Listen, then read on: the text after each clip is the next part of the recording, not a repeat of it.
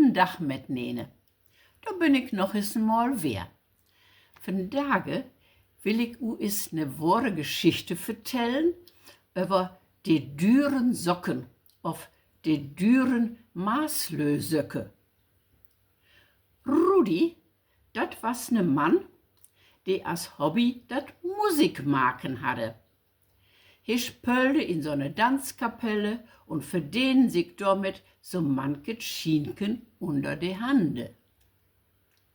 Apat, he woll dat Geld für sich alleine hebben. Seine Frau, die Annie, soll nix davon wat mitkriegen. Nee, dat such he nicht ihn, dat he davon wat tot Haushaltsgeld bistüren soll.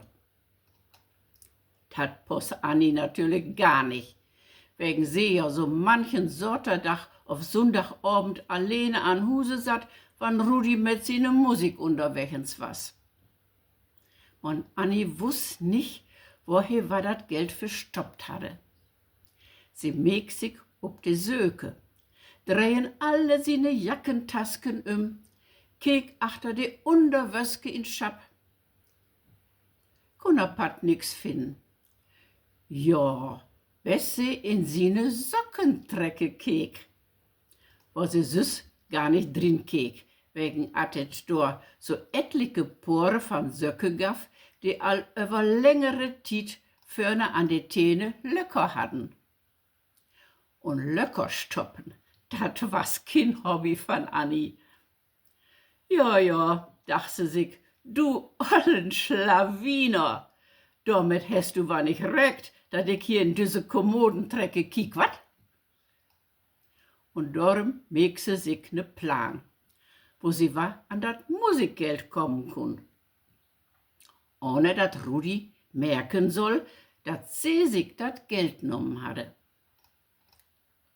Sie praktizieren her und hin, bis sie den Geistesblitz hatte, den sie in die nächste Wege umsetzen woll.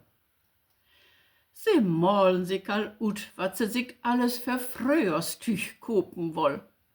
Ne Jacke, Kleider, passend Schuhwerk, ein schicket Handtäsken, vielleicht sogar noch ein mojet Schmuckstücksken dabei.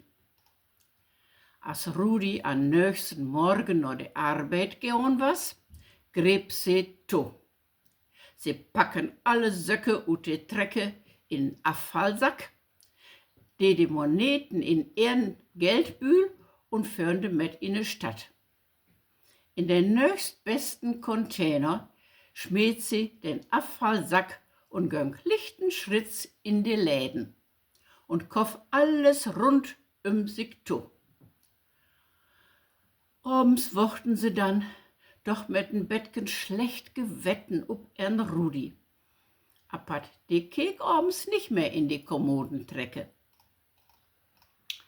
Erst am andern Morgen, als sie sich friske Söcke antrecken woll, so he mit Schrecken, dat die Trecke lörig was, und reb Annie to. Sag es, Annie, weißt du, wo mine Socken bünd? Da wird Annie doch im Bettchen binaut.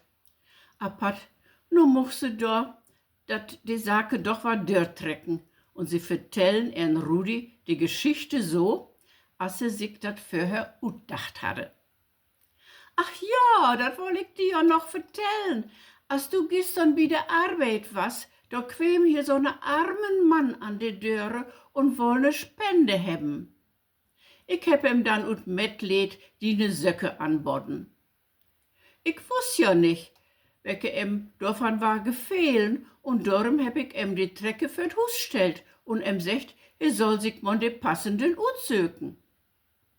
Als ich later noch im kek, such ich, dat er alle Socken mitnommen hatte und bloß noch die lörige Trecke durchstorn lädt. Ach ja, Rudi, dann heb wir nur noch is mal wern gut Werk dorne. Und du freust sie doch wisse auch, dat die ne ollen Söcke noch für ne armen Bädler glücklich machen kun. Of nicht? Aber Rudis Antwort wird ich nix zu vertellen. So, das war's wer für Tage.